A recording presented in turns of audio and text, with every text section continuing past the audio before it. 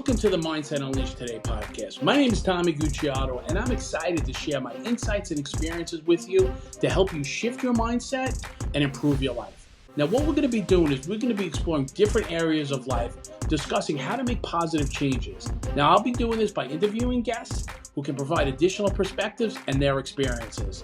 I believe that by making a mindset shift, we can all unleash our full potential and create the lives we want to live. I hope you'll join me on this journey.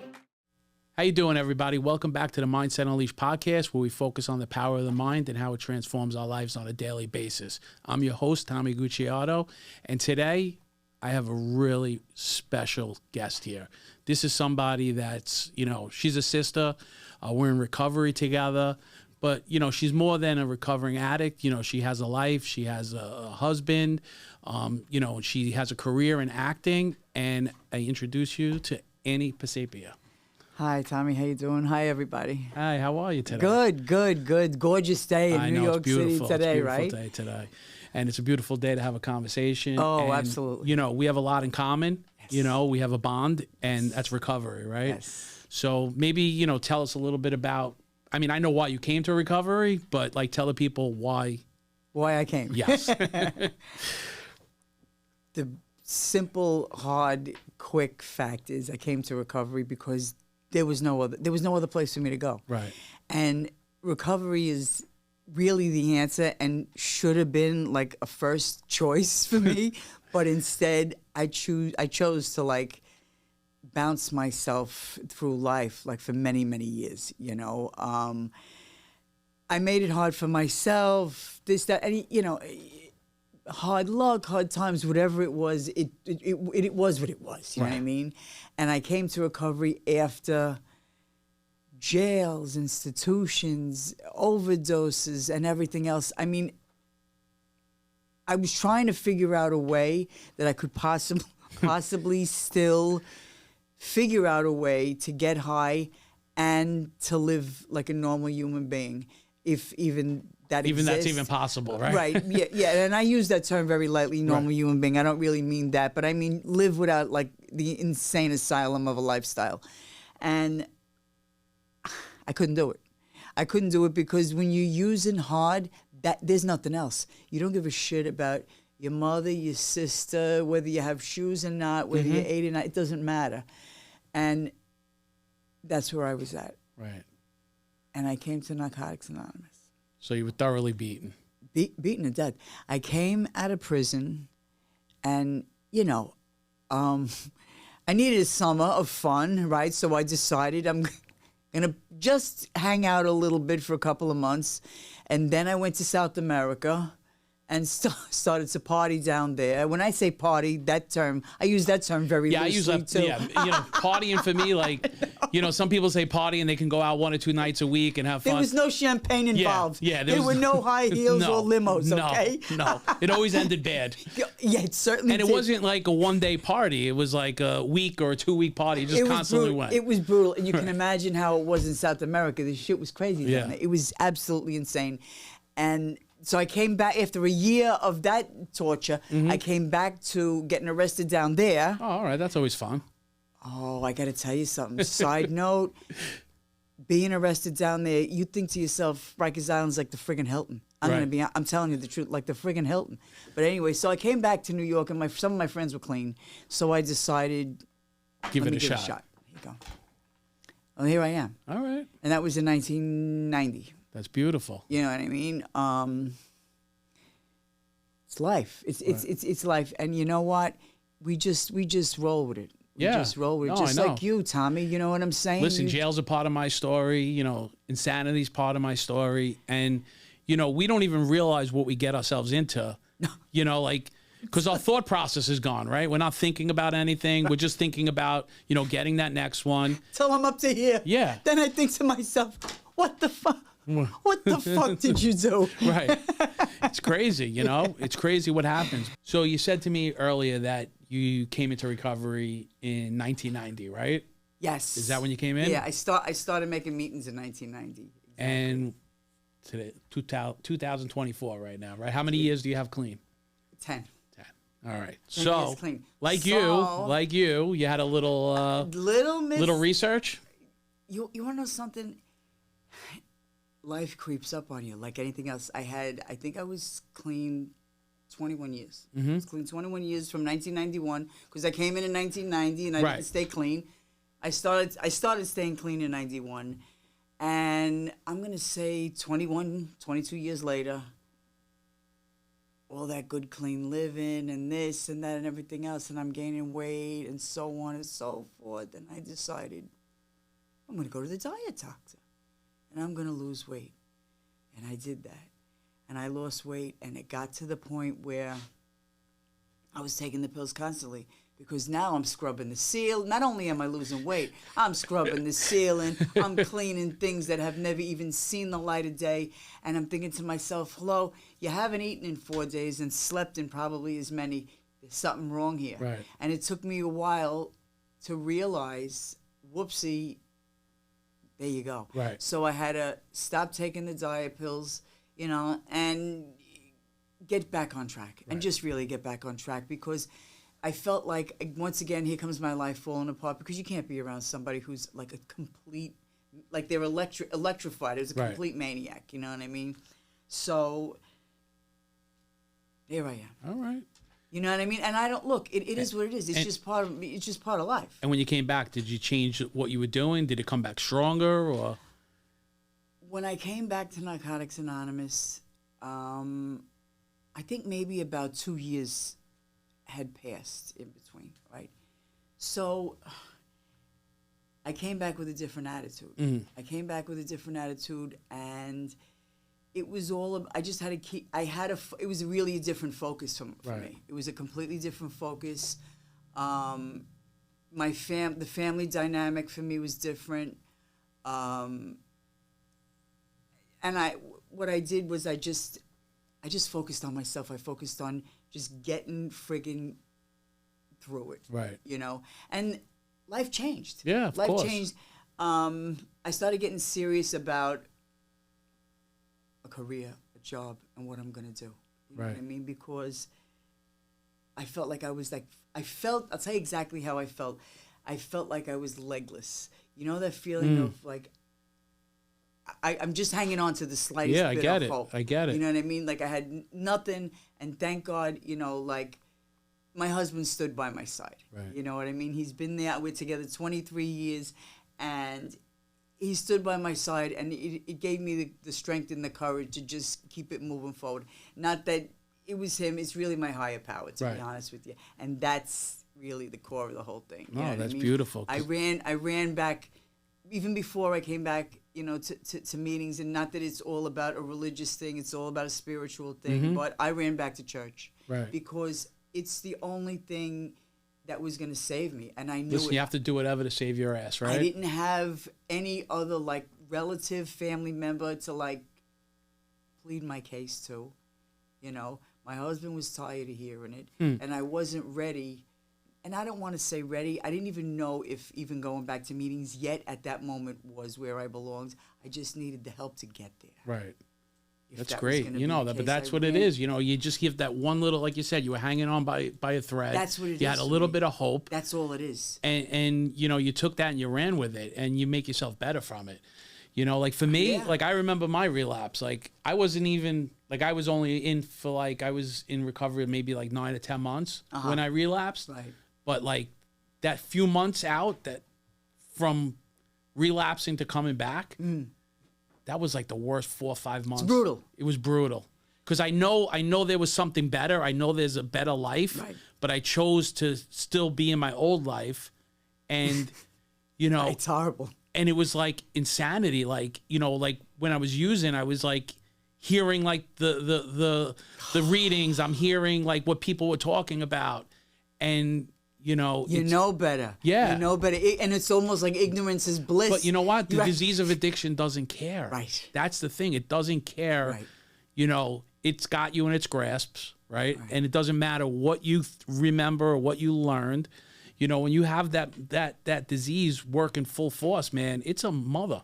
It's beating you down in your sleep. It was beating Yeah. me down. Oh my God. And there it is. And Yeah. there it is. You know what I mean? And it's that one teeny tiny glimmer of hope because you knew that you had done it before. And even if you hadn't done it before, you heard other people that had Do had it. So done you it saw, you had before. the faith and the trust in somebody or something. It was a possibility. Right. Yeah.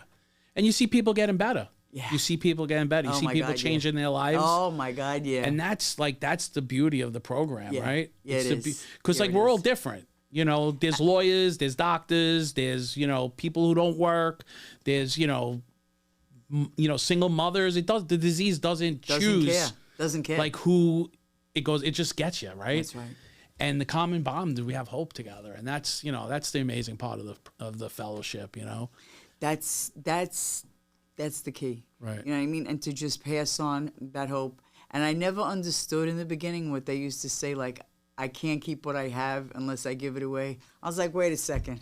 I want I'm to keep not- everything. Right, I'm not giving anything away. I didn't understand that. And then it's just the hope of a brighter tomorrow. Right. That's all really that it does promise you. Yeah. You know what I mean? It doesn't promise that, hey, here goes you. You're going to have like a nice new car, a hat, or a house, or anything. It just promises you'll have a brighter tomorrow possible. You know, and Possible. I always got stuck on like the just for today or keep coming back. Like, you know, like, because I'm kept on saying like just for today, just stay just for today. I always used to say like, how are these people thinking, like, how are they paying their car bills or how are they paying their mortgage? Just if for today, I'm going to AC. Yeah.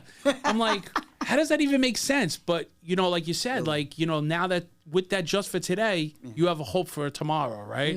Like, you know, they say like, you have, you know, money in your pocket today, you'll have the same money tomorrow. Right. So, you know, you have to look at certain things and, you know, it's just a phenomenal program, you know? It really is. But you know what? It Even really coming is. back from a relapse, you know, even getting my ass kicked, I still wasn't ready. You know, like I still had to, you know, in recovery, like just learn, you know, like That's I got all arrested it in is. recovery. Okay. You know, I got arrested clean in recovery after a year.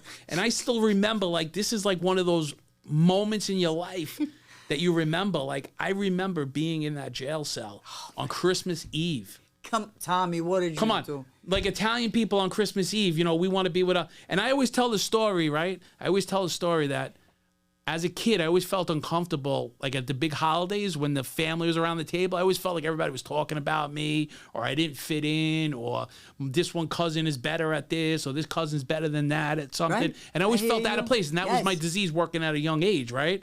And, you know, I remember being in that cell on Christmas Eve and wishing and praying that I could be around the table of my family. I didn't care if they were talking about me or not. But you know for sure they were talking about you that Christmas Eve. that Christmas Eve they were talking about me. They were damn sure talking about you then. But, you know, like, I needed that one last, like, glimmer of hope.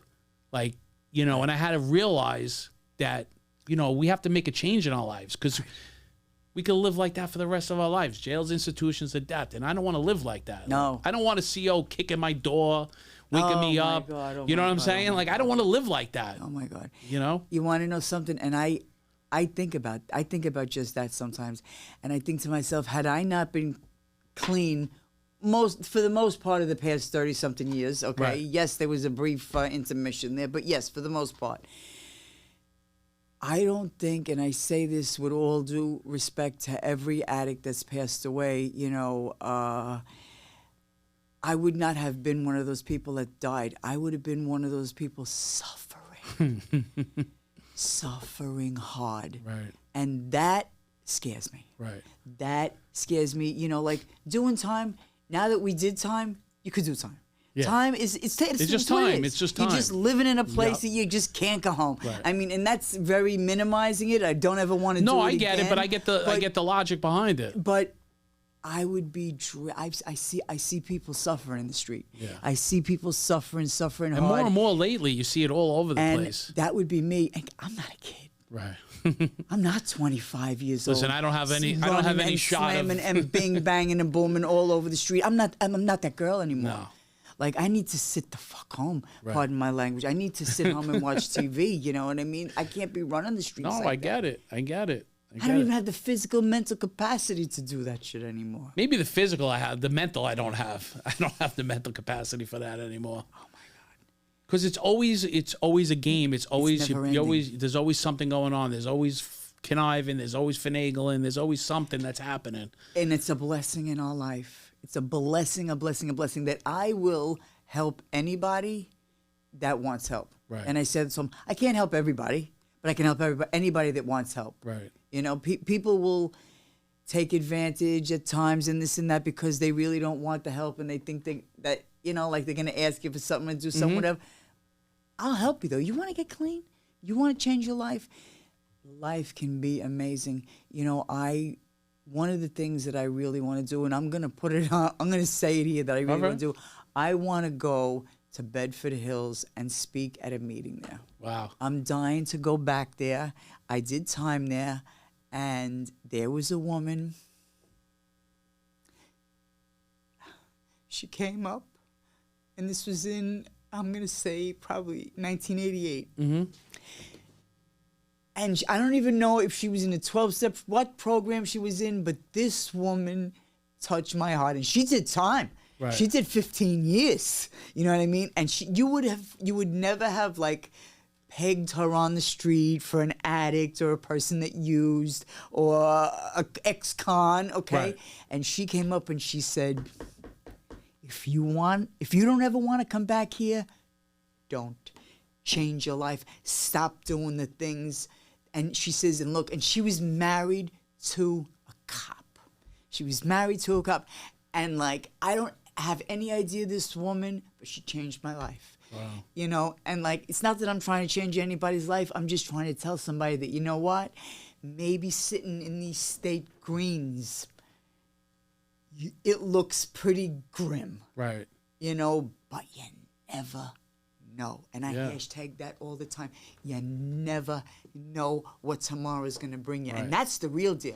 And you know what? You never know who's going to touch you because that person touched you. And they might not, you never even had the opportunity to tell them. I never did. You know, it's how many people that you meet along the way. Yes. And just by staying clean and doing what you're doing and changing your life, you know, that touches people's lives like you don't even imagine. Like it touches your family, your friends, people around you.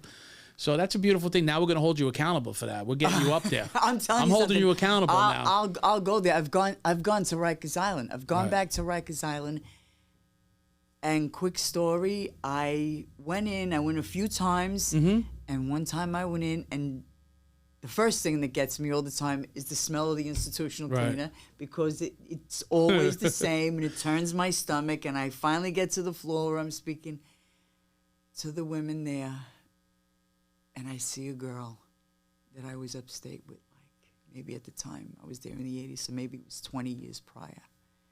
I grabbed her, I cried. Right. I mean, and she did too, because there she was, still making the rounds. You know what I mean? And I just feel like, I'm like desperate to just touch someone. I'm not going to save the whole posse. I always say that with this podcast. Same thing. If you touch one person, you did your job.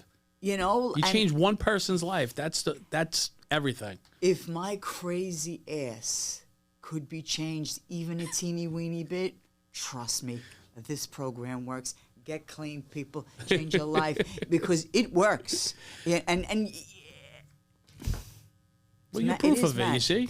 So are you. Right. We're both proof of it. So are you. I mean, life is good. No. Life is really good. 100%. With all its issues, problems, this, that. You know, it's like weird. It's like, from the program, you know what, like they talk about gratitude all the time, but more and more as I'm getting older, like, I don't know, this guy is like a street guy, like I'm an old school guy, like, I know how you roll. I roll a certain way. But know. The other day I was walking and I was taking my morning walk, and I'm on my knees taking pictures of flowers. Like, where does that come from? That comes from once you open your eyes to things and your heart, right? Once you do both of those things, from the soul, it's amazing. And then like my senses that day were like totally like on high alert. Like, and I was driving, and all I see is down the street. I'm looking at all the flowers. Like while I'm driving, I see them in my peripheral. It's like a gift. And you see all this beauty around you, and we don't realize we get so caught up. We get so caught up in everyday BS that we forget the little things. And and I always say this, the little things become big things. right? And it can go both ways. If you don't do the little things, big things can happen bad, right? Yes. But if you pay attention to the little things, big things can happen. You know? I like that. You know, so I like the that. little Look at things are you, the most Mr. important. Dropping You like that, gems, yeah? right? You like that, Yeah, Yeah. that is pretty cool. and you know, like, and you know, even in this world, like, I'm so like my phone. I live on my phone. Me too. My girl's been trying to get me not to be on my phone. For like we very go to good. dinner, we go. Don't be on your phone. Don't. The other day we were out for lunch with her grandmother. I left the phone in the car. And I had it on Do Not Disturb before that, and she was getting mad. Take your phone off Do Not Disturb, right? She had to call me like 3 times. And then That's hard to do. Yeah, I left the phone in the car, right? And I walked out, and she came with her grandmother. I was sitting down. She goes, "Where's your phone?" I left it in my car, and she gave me a look like, Did you? "Why'd you leave it in the car? Like, what's going on?" You know, I said, "I just want to be present. Yeah. I just want to be present." Yeah. Right? Yeah. So I was present. I was in the moment. Right. Great conversation. Lunch was. We went back by a grandmother's house. I didn't bring my phone upstairs again. Very nice. Now we're looking at pictures, right? But like I was there. I was present. Yeah. Like, you know, just have that phone. All you do is like, you know, even if it's irrelevant, you're looking for something that's not there. Like that means nothing.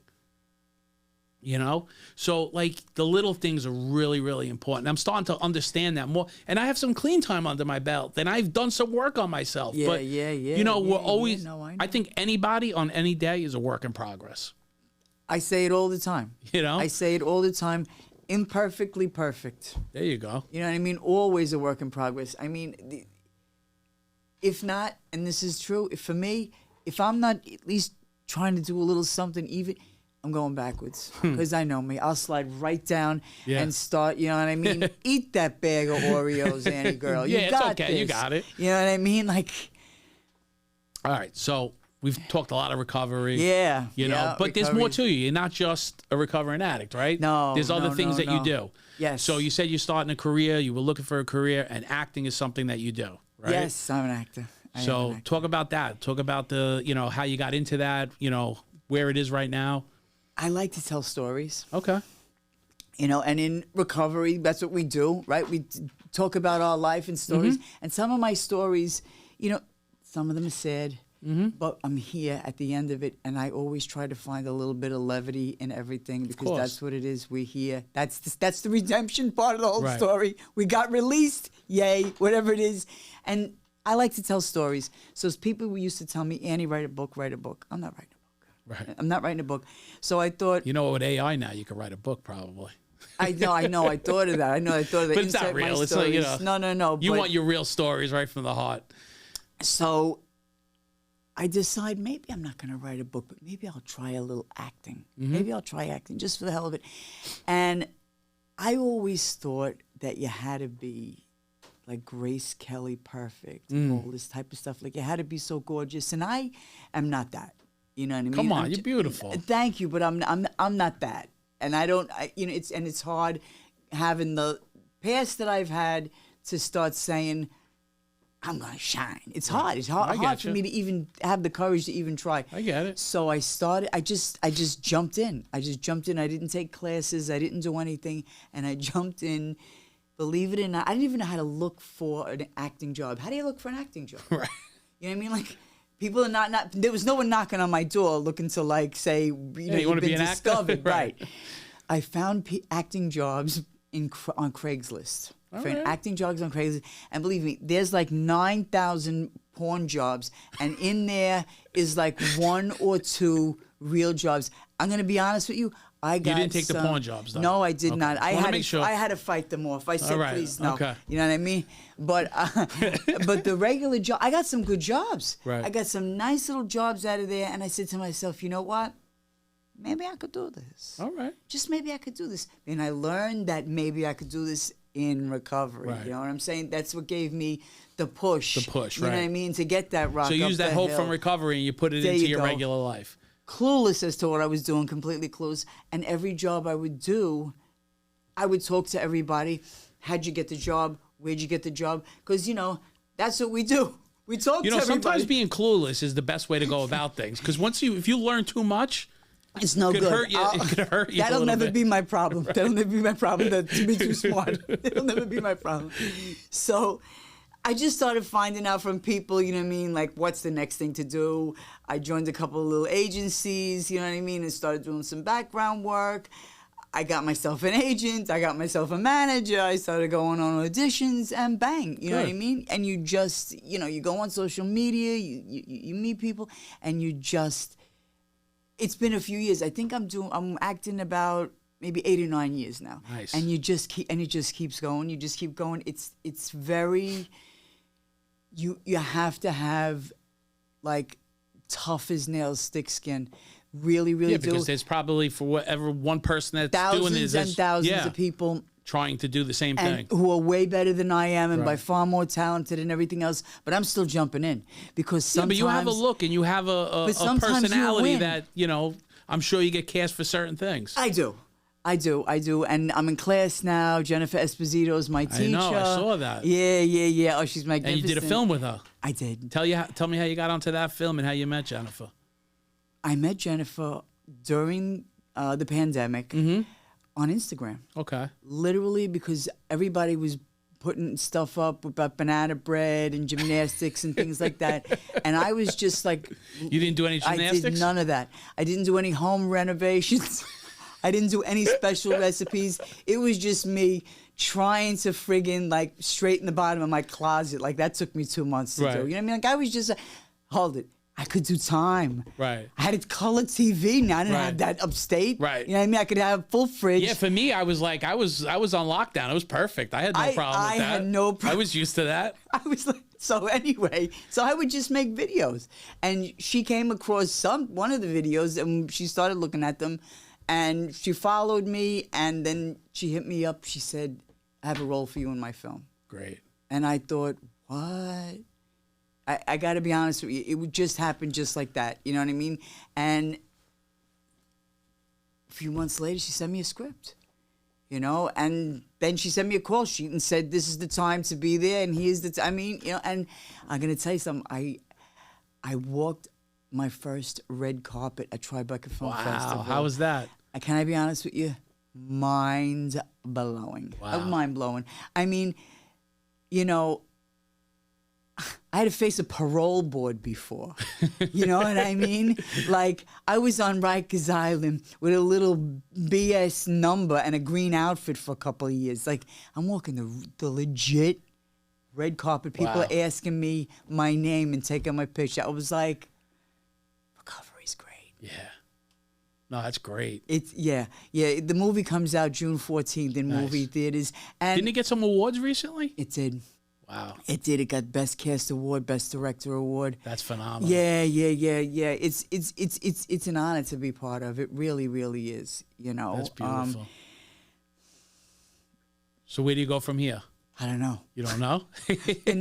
Then I'm in class. Right. I'm in class still. I'm not in class this month, but in May I'll start back up again. I'm auditioning. That's it. That's all you I'm can do. auditioning. I'm doing the best I can. But now you have a film under your belt.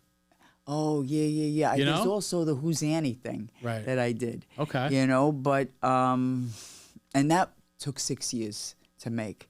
And that was like a whole master class within itself. Right. You know, I met a woman on Craigslist, and she asked me to do this art installation piece with her. So I said, okay. So we met, and we're just talking, and I'm telling her about, you know, like, I meet this lady on a job, right? And I'm telling her, like, recovery, I've been married a few times, jail. I probably bent this poor girl's ear. And a couple of months later, she said, you know what? I can't get you out of my head. I'm writing a script. Let's do this. It took 6 years to do, and we did it. It was in Slam Dance, and it got a bunch of awards. And you want to know something? These are the blessings, right? Phenomenal. The learning. I can't tell you. I mean, I had no idea. They came down and put like a mark for me on the floor. I thought I was going to pass out. They were like, that's for you. I was like, really? Like, you see that on TV? Yeah. It's for me. Yeah. What? Shit like that. And, you know, coming from zero to feeling like that I'm forever throttled with gratitude. No, that's you know beautiful. what I mean? I'm serious. I didn't mean to scream into your No, mic. you can scream into it. It's I'm all right. really thrilled with gratitude, Yeah, that's beautiful. The feeling. Look at you. Yeah, Look at it's your life. like, you change your life around. You don't realize, like, I always thought I had a good life before, but like, and I always look at it like this. My life, remember the Tasmanian devil? Yeah. He used to go rip through the room and tear everything up, and there was debris all over the place. Dust, clouds. And he kept moving forward, right? Yeah. That was my life. Like, I did damage to everybody around me. I destroyed relationships. I destroyed businesses, and, at one point you have to stop and not do that anymore, Thank right? God you stopped, though. Yeah, right? Because I couldn't keep living like that anymore. And today, like, listen, relationships, you're going to have fights with your kids, fights with your girlfriends, fights with your parents, but they're different now. They're different. No, because you got have more energy to fight. Yeah, a little more energy, but you also have, you've learned something along the way. You learn, like, what part you play in it, Right. what part they play in it, and what part you both play in it. Right. And, I've learned how to apologize today. Yeah.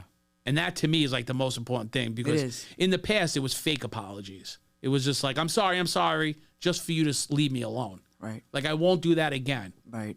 Today, my apologies are, I'm sorry, but I work on the action that caused me to get to that There you level, go. There you go. And that's, being aware today, Correct. and Yeah. it's like, I went to college, I was good in school, and I, just because I was smart, or I thought I was smart, doesn't mean you know about life. Right. You have to learn about life, Right. and that's, recovery has taught me some stuff.